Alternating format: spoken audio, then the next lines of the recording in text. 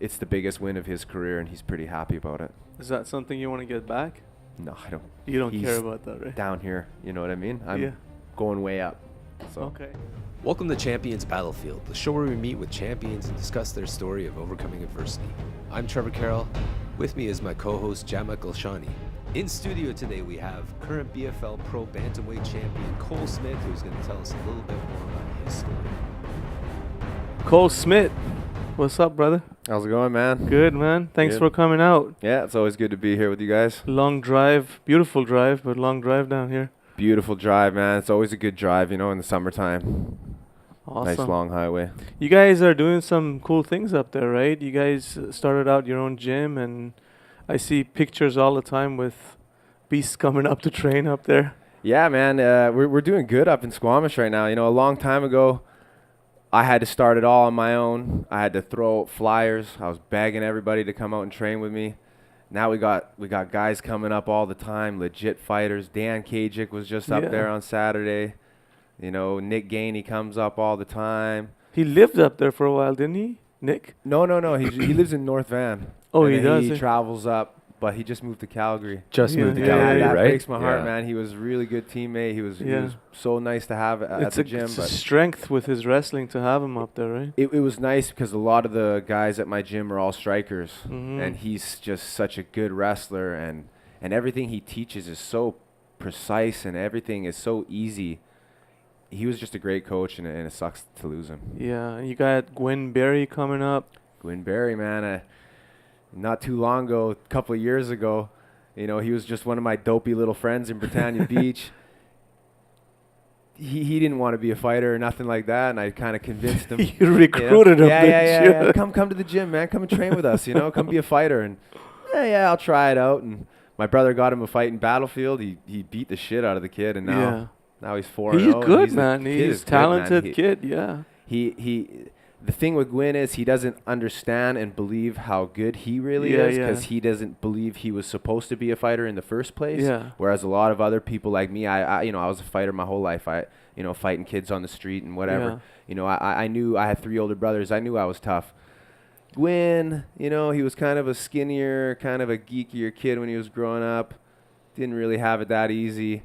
Now he's 8 feet tall. He's all long, He's got the body type for it, too. He reminds me of Matt Dwyer. He's got the... Yeah. It's funny because everybody used to think the body type was the short, stocky powerhouse guys, but now people are figuring out it's nice to be long and rangy. You don't get hit, Well, that's what's successful right now. You can see that, right? Yeah, with John Jones and all those guys. So let's talk about you, man. You grew up in East Van. Tell us a little bit about where Cole Smith comes from and the start of things. I grew up on 53rd and Fraser. I went to John Henderson Elementary School. 3 older brothers. Growing up, life wasn't always so easy for me. I was the only white kid in the neighborhood. Was picked on quite a bit.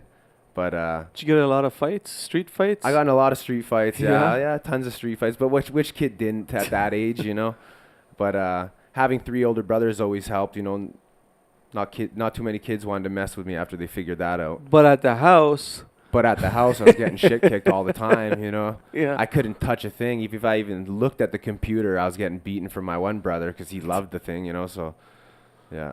Does that contribute to being a tough fighter in the cage? I think so. Yeah.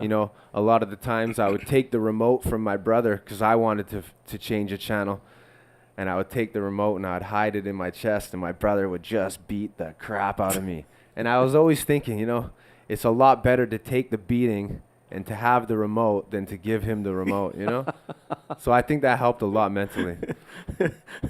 You can take a beating. Yeah, right? yeah, At least exactly. like the guy's on top of you beating on you. Beating the Like, shit it's out of me. nothing. Whatever, I get a remote. I got to change a channel after this. It's all worth it. And I'm willing to bet all 3 of them always had weight advantage on you Always, too, right? always.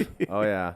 But I still remember the first time I subbed my brother, who's 2 years older than me. I started jiu-jitsu, I was in it maybe 4 or 5 months. I got my older brother who's 2 years older than me. Yeah. And there's always a rivalry. The other brothers are like 10 years older than me. There's just nothing I could do. league, There's right? nothing I could do. But with Brady, I remember the one time I was training for about 4 or 5 months. I asked him to come out. All my friends were there. we set up this little, we put down cardboard on the floor, and we wrestled. And I still remember I choked him out, man. He was so mad. He had to submit. And he wanted to rematch right away, and it went to a draw. I took that as a victory. I was pretty happy. I bet that felt real good. Oh yeah, right? I'll never forget that. I remember the first time I submitted Casey too.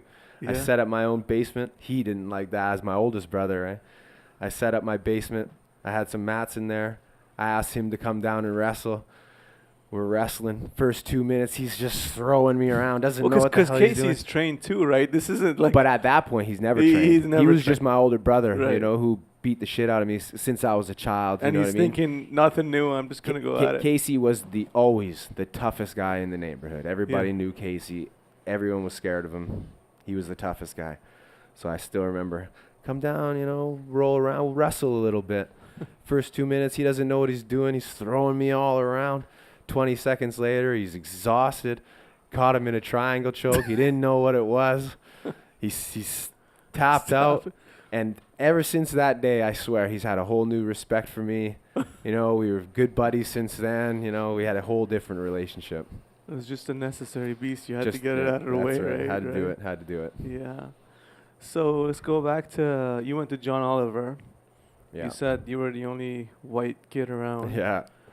Trouble in school? What were things like growing up?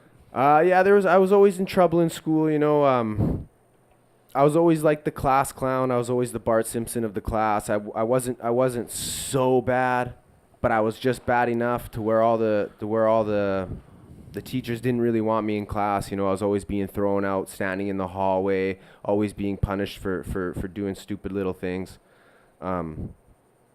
So I was kind of a bad kid, I had 3 older brothers. They weren't always in line with following all the rules. So, yeah, growing up, being the only white kid in the school and all the other ethnicities, it wasn't always that easy. But What were the other ethnicities at the time? there was East Indian, Spanish, Filipino, and Vietnamese. Those were the main groups. And basically, whatever color you are, that's who you're hanging out with at school.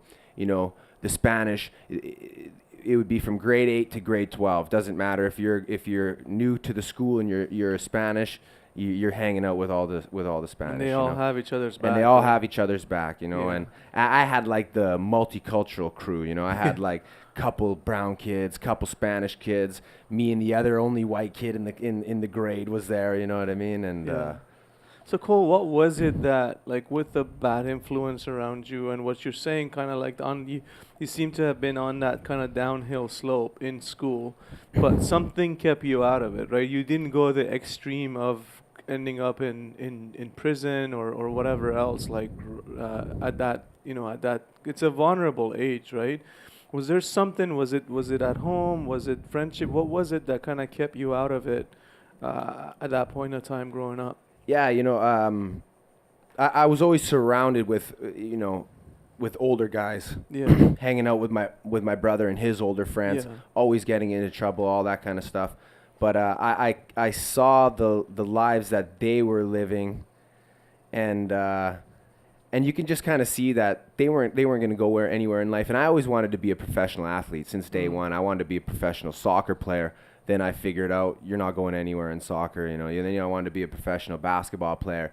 Then I was like, man, you're only 5'10", white kid from Canada. You're not going to be a professional basketball player. So I was always I always wanted to be a professional athlete. And then I kind of stumbled into MMA, and that really kept me out of trouble. And just, I stopped going out Friday and Saturday nights because I had to train in the morning. You know what I mean?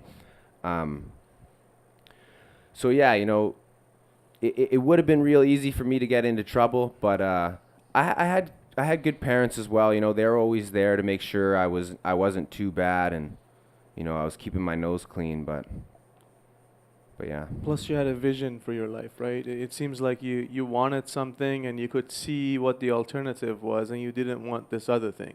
Yeah, of course. I mean, my one brother was always the superstar in every sport that he played. He was in soccer. He was on the best soccer teams. He played rugby for the longest time, and all the and all the recruiters were coming up trying to get him to play for their team. And I saw that, and I was like, man, I kind of wanted to be like my older brother. I want to have everybody coming up to me, wanting me to play on each team.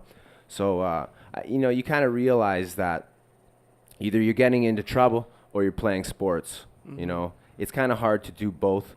A lot of my coaches were involved in my life, so they made sure that if I was in trouble, they weren't allowing me in the gym, Right, So I had a good setup. So even at way. school, that early on, being in sports helped you, kept you out of.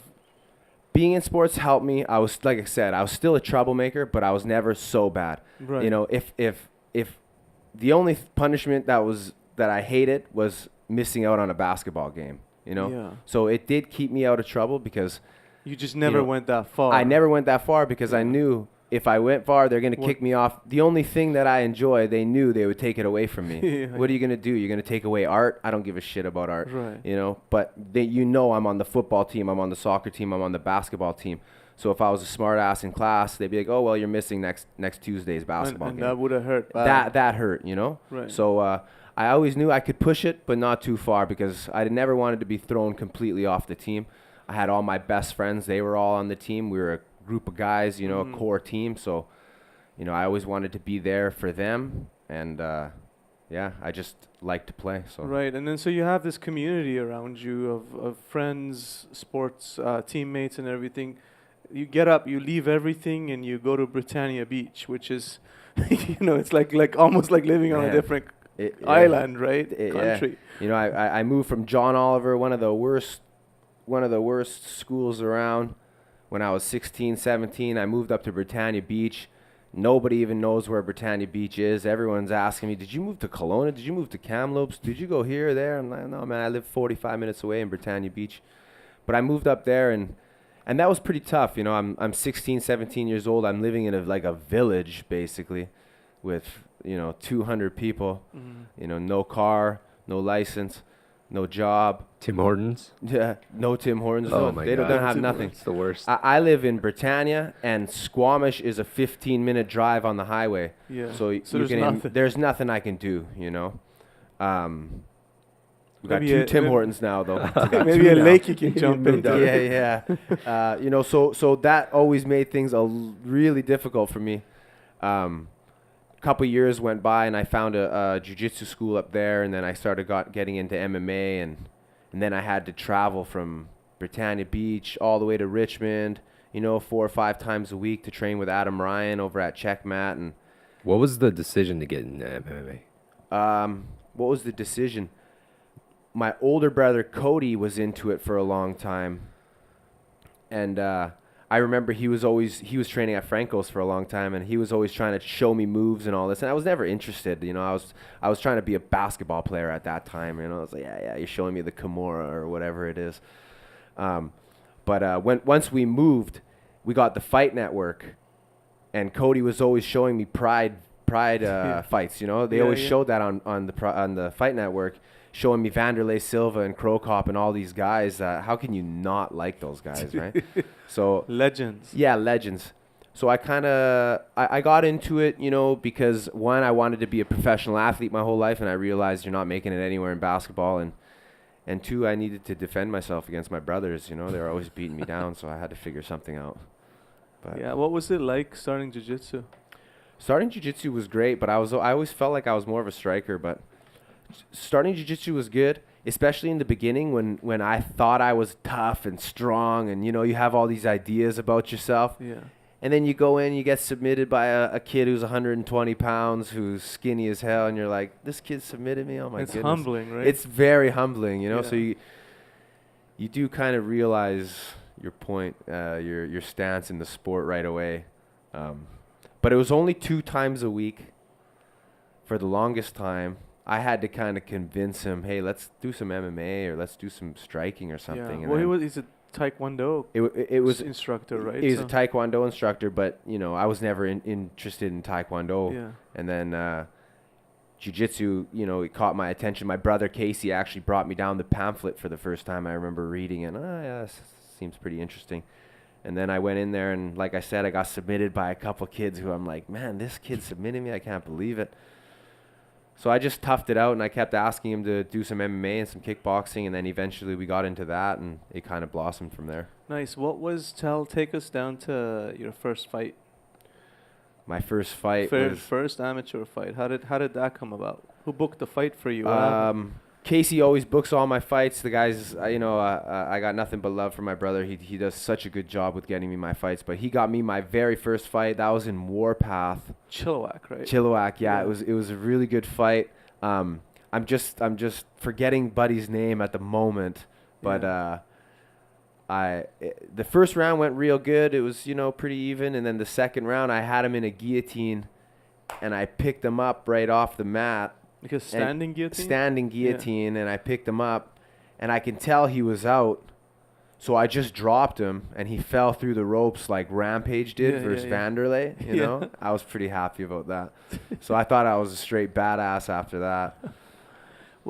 So when you got that first fight, was that after training at Dynamic back then with Adam Ryan, or was that before? No, I was training with Adam then. So you at some point you made a decision that I got to go down to the city and start training with. It was a pretty quick decision because my brother Cody was down there. He was training with Adam. Sorry, I didn't mention that, but yeah, he was training with Adam. So he was always inviting me down, and like I said before, I mean. There was no one for you there to was train nobody. There, yeah. There'd be a couple guys. Scott's son Jesse was really good, but he just did it for fun. And then it was always like a revolving door of new guys. You know what I mean? Maybe there'd be one guy that kept coming, but there was always new guys. So if I wanted to pursue it, I was like, man, you need to figure it out. You need to be training with some of the top level guys. Yeah. Then I started training down at Adams with Hardeep Singh was one of my first training partners. And was Brendan already there? Brendan was there. Yeah. Remember the first time I submitted him there? Did you? Oh yeah, with an arm bar. He even remembers it. Yeah. Just a little punk, right? Submitted this big guy. I'm all happy, right? Yeah, that was cool. Nice. So take us through the training at Adams. How is that different from what you're used to just doing martial arts or even other sports? You've done sports all your life. Yeah, I've done sports all my life, but I mean, there's nothing more humbling and there's nothing more eye-opening than an MMA class and a kickboxing class. Basketball was so easy. You're running sprints. Soccer, no big deal. You're just running for the most part, right? But training at Adams was great because it was always hard. He was always on top of things. Adam was such a good coach. He was always there. He made sure to watch all the sparring rounds, and he was just a great coach. And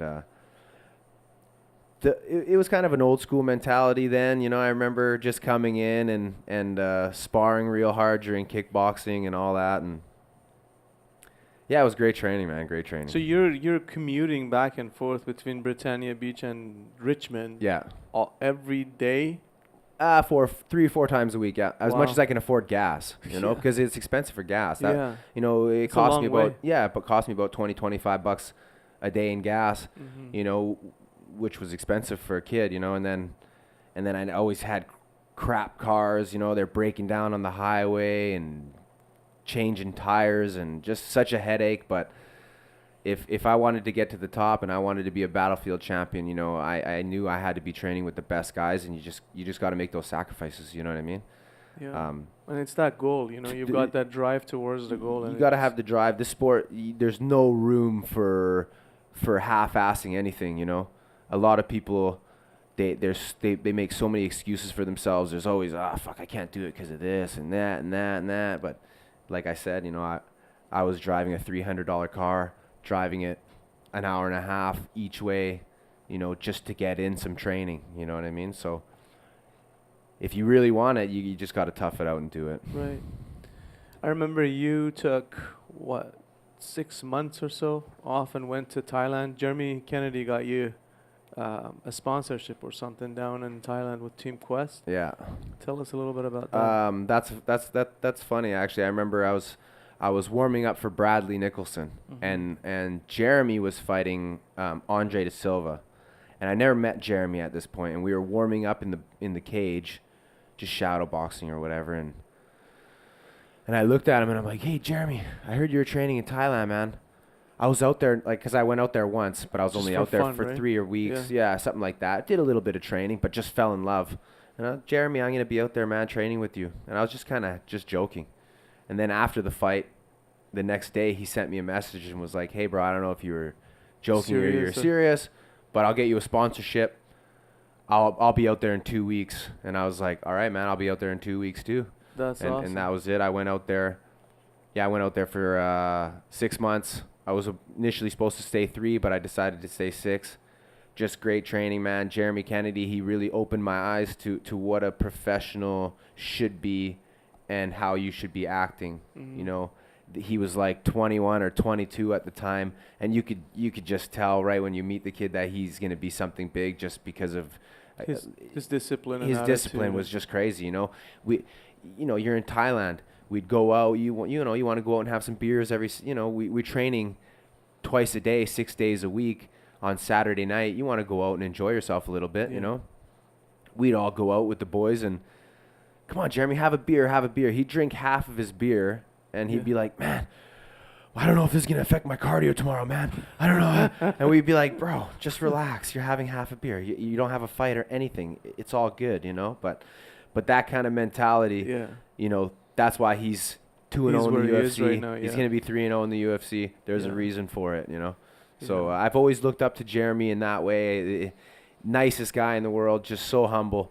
But yeah, living in Thailand was a good experience, and I recommend anybody who wants to be a legit pro fighter to go out there and just train twice a day, every day, and see what it's really like, you know. All right, we'll come back to Thailand, but something we just kind of glossed over was your fight with Brad Nicholson. Oh, yeah. Now, right before we started recording here, you told me you don't really consider that a loss, but that really is. Was that your first loss? My first loss on paper, I guess you can say. But, Okay. I mean, come on. Bradley, come on, bro. We all know you headbutted me. What happened? Accidentally. Tell us the story. What happened there? Moving around. We clinch up. We hit heads. Yeah. You know, you can't really tell, though, because when we hit heads, we were clinched right away, and had him up against the fence. Yeah. You know, so you couldn't really see. And then all of a sudden, you just see blood coming from everywhere. And my brother and my coach, Adam, they saw me cut. Yeah. So right away. Where'd you get cut? Above right the eye? here. I still have my little. And right away there, they wanted me to finish the fight. They're screaming, finish the fight, because they knew the ref was going to pull some bullshit and stop the fight. Yeah. So I take him down, and I'm on top of him, ground and pounding him. And the ref pulls me off, and it says, you can't see anymore, so we're going to stop the fight. You know, and I'm like, what? I'm on top, winning, punching him, but you're telling me that I can't see, so you're stopping a fight. At least wait until I'm maybe on my back, or he sweeps me, or some sort of reverse in positions, but I'm on top, clearly winning, and you're going to stop the fight. I thought that was kind of silly, but, you know, it's the biggest win of his career, and he's pretty happy about it. Is that something you want to get back? No, I don't. You don't He's care about that, right? Down here, you know what I mean? I'm going way up. So Okay. I'm sure he'll have some comments to make that's okay. about That's okay. He's still uploading photos on Instagram the day he beat the champ. You know what I mean? Yeah. When it's the biggest thing in your career, I can understand. Okay. You know? So All right. Next loss. Let's talk about the next loss. Fight in Thailand. Take us through sort of the warm up and what the scene is like with that fight in Thailand and the whole like lead up to it, and then the fight. you just made me remember. Yeah, some funny visualize it and tell us about it. shit. So I fought Ali Motamed, I believe his last name was, and he's a real good fighter. I mean, he was ranked number 1 in Asia at amateur at the time. He's still undefeated. I think he's 4-0 in pro as a pro or something. You know, bunch of Muay Thai fights. Anyways, real good fighter. So we were, you know, at the top kind of amateur guys in Asia, and they wanted us to fight. So we went down and fought in Full Metal Dojo. I remember I was warming up with Jeremy, and I'm like warming up in an alley, dirt roads.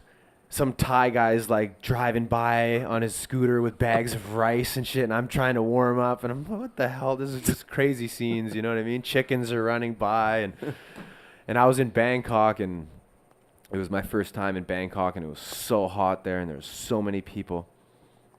And, you know, when you're in Bangkok, you look around, and you can't see anything. All you see is concrete buildings, you know, right up to the sky. You know, you can't see any. You don't even know where you are when you're looking around. But anyways, yeah, it was a really tough fight. You know, I had to cut weight on my own. Some things went wrong, but I'm never. You know, that's not an excuse. He beat me fair and square. The fight was going good in the first round. I had him down.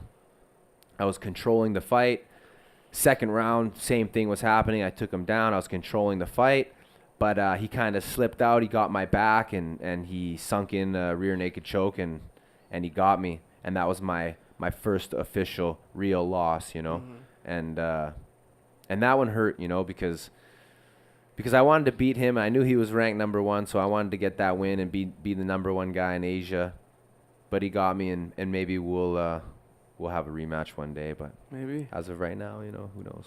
How did it? Were you like after the fight? Did you feel down? Did you feel like this? As soon as I tapped, I was standing up and I was like, "Can we just do this again?" You know what I mean? You got lucky, man. Let's just do this again quickly, you know. But like in your heart, you believed you could beat him, of course. I mean, when you're controlling the whole fight and he wins 5 seconds of a fight, and you know what I mean, you're winning 6 minutes of it. Of course, you believe that you're the better fighter. That sort of fighter, regret sinks in right away. You know, the MMA is such a hard sport. You know, it's such a fickle sport.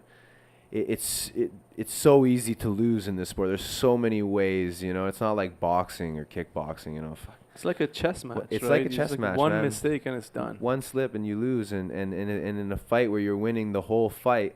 You know, and then just like that, bang, you're in some stupid ankle lock or something silly, you know. It's pretty frustrating, right? But did that, coming out of that fight and having that experience, did it cause you to look at the sport differently, change your mindset, change your training, change the way you go into a fight at all? Or of course, with every loss, it's motivating, you know what I mean? Yeah. You take away something after every loss, right? So of course, I was back in the gym, and I'm gonna be training harder than ever, and you know, you get that mentality for a couple months, but then you kind of just let it go, and you move on to the next fight, and the next fight, and the next fight, you know, and you know, moving on to the next fight, I won the next couple fights, and then I had another loss, another setback, you know, but yeah, you know, you just kind of move on, and that's the sport, you know. The fight that you just mentioned, was that the fight with Battlefield? Yeah, that was the Christian Tremaine fight. Yeah, let's talk about that. Yeah. Because before that, when I was just kind of chatting with you, it seemed like that was the fight that really hurt. Right? That one hurt. You know, give us the setup for it, because you took that fight on short notice. I believe you weren't really training for a fight You were training, but you weren't, you know, in a fight camp. 2 weeks or something, I think. Yeah. I was in Thailand, and then I came home on a week's notice to fight Kirk for the Battlefield bantamweight belt, and then I had a few months off in between, and in that time I was trying to save some money. You know, I was in construction. I was just a laborer, you know, trying to make some money so that I could head back out to Thailand. And in that time when I was just kind of screwing around, I still remember I was on the construction site, and one of the guys working looks at me and he's like, "Hey, your brother just phoned. You're fighting in 2 weeks. You're fighting Christian Tremaine for the lightweight belt." You know, I got a donut in my hand and coffee, and all right, I guess I'm fighting Christian in 2 weeks, you know, and just like that, I'm like, "Okay, guys, I'm done here. So see you guys in 2 weeks." And you know, Christian is no joke. No, Christian's no joke. This isn't you know, some sloucher. No. The kid's 8 feet tall. You know what I mean? But yeah, I just told my boss right there, "All right, man, I'm done here. You know, I got a fight to prepare for now." You know, 2 which weeks. they were totally fine with. Yeah. So I trained the best I could for Christian. You know. Now, are you training with Adam at this point in time? On and off. You Yeah. know, like I said, it was like at this point it was really hard to train with Adam because I was working in North Van. Mm-hmm. So it was like driving from Britannia to North Van, working 8 hours, and as soon as work's over, I have to drive because I think class started at 4 or 5. And you've got crazy traffic to deal traffic with between North Van and North Richmond. Van, yeah. That's like an hour and a half. Yeah, or an hour and a something half. You know what I mean? And that's just getting across the bridge. Yeah. You know, so I was kind of limiting my trips down there. Yeah. You know what I mean? Because it was pretty tough to do all that, you know. And then, you know, go and train for a couple hours and then make the drive back home. Yeah. You know, it's a long do it day. again, yeah. Wake up, do it all again. So, So you're hit and miss with your training at that point. At that point, I was, Yeah. you know, because like I said, I was trying to save as much money as I could. It's gas money, all that. I wanted to save. I just wanted to get back out to Thailand. Anyways, so, you know, I was still training. I was in whatever shape. I took the fight. I came out guns blazing, you know, because I knew I didn't think I'd be able to last all 5 rounds. So I was trying to finish him in the first or second, which was a big mistake. You know, I had him up against the fence. I was picking him up and slamming him, and I had him in a rear naked choke for a little bit. But I mean, Christian's just such a tough kid, man. He's a good friend of mine now. You know, Yeah. me and him are buddies now. But I mean, he's just such a tough kid. He would not give up. He wouldn't back down. And I remember laying after the second round. I slid off of his back. The ref stopped us. He slid off his back. He gets up. I'm laying there, and I'm like, making all these noises. And Christian's like, man, are you okay? This is what he says during our fight, in between the rounds. In between he's the like, are you okay? And I was like, man, I'm just tired. You know? But I was just tired. And he's just like, oh, okay. And then, and I'm like laying there, barely breathing. And my brother comes out, and he's just screaming at me. You know, everybody can hear it. You know, Yeah. It's, you fucking want to win this fight? Get up right now. Get up. I'm barely getting up. I can just imagine. They're trying to talk to me. I don't even know what they're saying, you know. Like, let me breathe. Somehow, I have no idea how, but I grinded out those last 3 rounds. You know, I pinned him up against the fence for the first minute and a half or something, and then somehow he'd sweep me and he'd land up on top and he'd squeeze out those last 3 rounds, and he got me. He beat me. It was a decision, right? It was a decision. Yeah. And then after the fight, I didn't even care who won. They're like, the ref has our hands. I didn't even give a shit at this point. I just wanted to get downstairs and lay down, right? And they announce him the winner. I go downstairs, and I remember right in front of everybody, I'm like sprawled out. You remember how they had the TVs for people to watch? Right? Yeah. I can't remember if it was in Richmond or Coquitlam, but it was downstairs. Probably in Richmond. Right? Yeah. Yeah, and it was downstairs, and all the fighters were out Yeah. watching. And I remember I came out in front of all of them. I'm just laying out, and my brother was so mad at me. And he's like, this is what you're going to do in front of everybody? You're showing your weakness right now? Get up, man. This is so embarrassing. And I'm just like, oh, I don't care, man. Like, this is I'm the dead worst right thing now. I've ever felt in my whole life. You know, but I grinded through it, and, you know, I'm embarrassed to even watch the fight. Yeah, but you learn a lot about yourself, right? When you're tons. when you're pushing yourself through that tough part. Christian made me a professional fighter, and Christian made me realize what it takes. I need to be in shape all the time. I'll never have a fight like that again. I'll never take a short notice fight like that again. By far, Christian was my toughest fight, and I got nothing but respect for him, and I'm glad that I got to share that experience with him, because he made me into a much better fighter, you know? So it was definitely a good experience. What I'm was glad I went life through it. like right after that fight, mentally? It was tiring. No, but right after that fight, mentally, you know, a lot of my friends and family, they were still pretty proud of me for showing For the showing heart and up, all yeah. that. But you know how it is as a fighter; it doesn't matter. You know, you lost, and you know, I was pretty devastated after that loss for a little while. But you know, I picked myself up, and I just promised myself that I wasn't gonna screw around like that anymore. You know, I was gonna be in shape at all times, and you know, just not taking short notice silly fights. And yeah, again, it really helped my career with that fight. So I'm glad that happened. Things change after that fight. You haven't had a loss after that fight, right? No, I haven't had a loss. No, I'm 15-0 right now in Muay Thai. I hold 3 belts in Chiang Mai. 3-0 in MMA. I lost 1 boxing fight. Mm-hmm. That was my only loss since then. I'm 1-1 in pro boxing. So Just looking back, how far you progressed over the years, and seeing guys that are in the amateur circuit right now that are just like tough guys that are like brawlers. Yeah. Because I mean, in the amateur circuit, you can be like a tough brawler and stuff. Oh, right? yeah. And like still get pretty high up there, but really martial arts teaches you a lot more than just being a tough brawler, right? Can you Oh, just yeah. tell us a little bit about what the experience of like being an actual martial artist entails? I mean, to me, being to be being a martial artist, there's a lot of things, but I think like not getting hit is a real big thing, and that I'm carrying on with the brawling. A lot of times when you first start off, you're a fighter first, and you come in and you just want to knock people out. The more skillful I've become, the more I've realized that I don't want to get hit as much. So I've taken on the whole martial arts. The each aspect of martial arts, the boxing, all the slips and all that kind of stuff. And yeah, I would say that I kind of lost my train of thought here, but yeah, I think the biggest transition from becoming a fighter and a mixed martial artist is experience and time.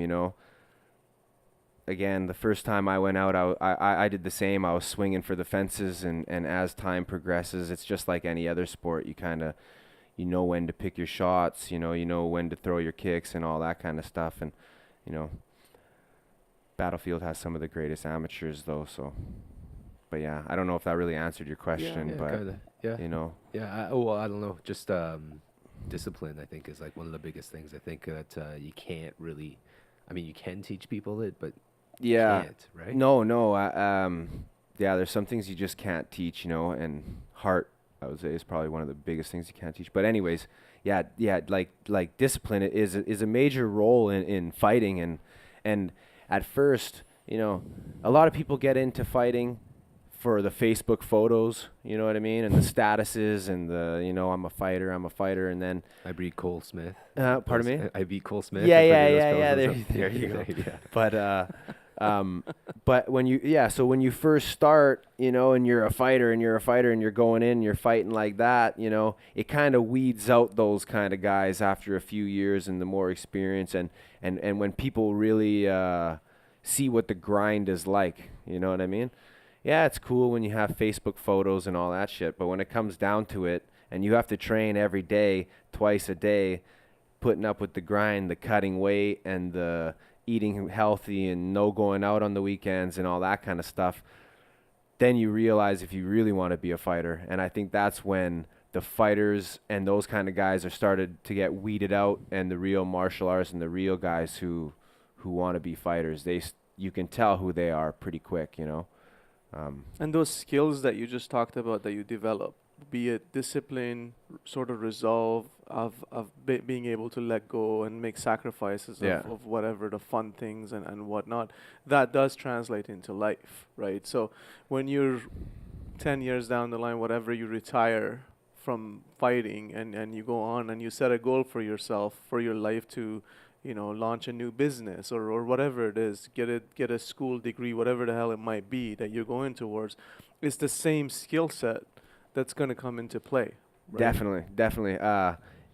MMA has helped my other side of my life in so many ways. You know what I mean? I've become so much more confident. I become a better speaker because I'm more confident. I become more of a leader. Again, just like the discipline and the work ethic that you have to put into MMA. There's so much in MMA and mixed martial arts in general, that you can take away into your everyday life. It's definitely helped me become a better person, a more calm person. When I was younger, I was in trouble all the time. I was fighting. I was smoking a lot of weed. And then once I started training and fighting, you stop smoking, you stop getting in trouble, and you just start focusing, right? And right. Plus the self-confidence that you develop through that. Oh. A lot of the people who get into street fights and whatnot is because of that lack of self-confidence, right? That's no better way of saying it. A lot of people, they're not confident with themselves. They don't know how they can handle themselves in situations, so they put themselves into those situations to see what they can do, Right.